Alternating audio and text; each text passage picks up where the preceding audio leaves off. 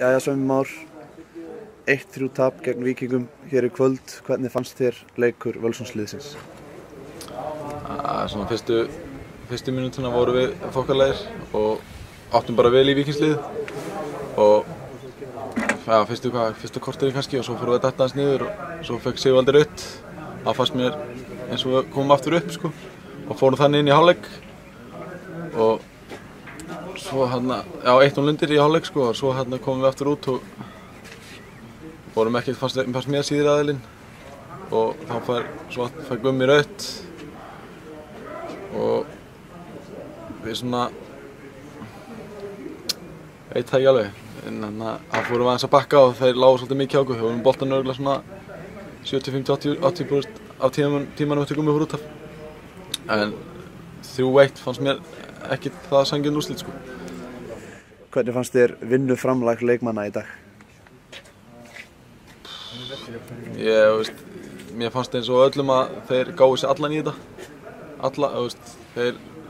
Ég hef ekki ímyndað mér að þeir geta gefið sér meira í þetta sko. Ég var mjög ánægður með þetta og ef við hefðum haldið okkur 10-11 vinna þá er aldrei að vita hvernig þessi leikur er endað. Við höfum ekki tapað þessu leik held ég. Nú fáum við 2 rauð spjöld, annað fyrir sólutæklingu, hitt fyrir tæklingu eftir kapphlaup við markmann. Nú færð þú á þig tæklingu þar sem þú meiðist illa. Hvernig fannst þér dómgæslan í kvöld? Fyrra rauðarspjaldi fannst mér nú þegar hann lyfti upp rauðarspjaldinu fannst mér þetta ekki rautt en svo fann ég hans að hugsa þá var Sigvaldi svolítið hoppaði svolítið hátt og á fullri ferð og beint í manninn, það var pjúru rautt fannst mér og finnst öllum held ég. En svo seinna rauðarspjaldi sem Guðmundur fær, það fannst mér nú ekki rautt. Hann kannski aðeins og seinna, það var ekki eins ljótt og leit út fyrir að vera. En tækling sem ég fæ á mig hefði alveg skipt að vera rautt þar sem að er sólatækling og ég er búinn að sparka boltanum undan og það fyrir beint í ökklinn á mér. Og af hverju það ekki rautt eins og á Sissa. Nú er búið að mikið ganga á hjá Völsungum í vikunni. Viltu eitthvað kommenta á hvað hefur verið að gerast? Já, ég meina þetta er mikið áfall.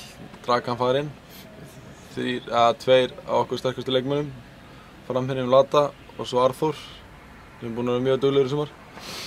Þannig að þetta er náttúrulega mikið áfall en eftir að þetta gerist allt saman þá var mikið búið að tala við okkur og reyna að peppa okkur upp og svona og Stefán og Kristján Gunnar komu strax inn í þetta þegar að Dragan hvarf og æfingarna þeim eru búin að drullu skemmtilegar.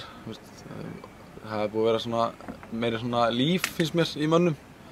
Það er kannski bara svona til að reyna að peppa þetta upp og hafa gaman að þessu. Það er líka það sem skiptir máli. Svo 5 manna teymi núna í leiknum í dag. Hver og einn tekur einn og einn mann og talar og ég held að það hefur líka verið lykillinn því hversu vel allir börðust. Þetta var mjög hollt fyrir okkur held ég að þetta myndi gerast. Eins og við sáum í leiknum í dag, vorum ekki, þegar við höfum haldið okkur 11 vinna, þá vorum ekki síðra liðið Víkingur. Allavega ekki eins og Víkingur spilaði í dag. Nú farið þið suður og mætið Haukum á þriðjudaginn. Hvernig er stemningin í hópnum fyrir þann leik? Stemningin er búin að vera drullu fín núna síðustu viku og er ennþá sko. Við vissum alveg að þessi Víkingsleikur er erfiður og við ætlum að gera eitthvað besta eins og við gerðum og við komum ekkert út af með hangandi haus þrátt fyrir 3-1 tap. 9 mót 11 og stemningi fyrir Haukaleikinu var örugglega svipuð. Ef við höldum 11 mönnum inn á vellinum í 90 mínútur og spilum eins og við spilum í dag þá getum við þess að vinna leikinn.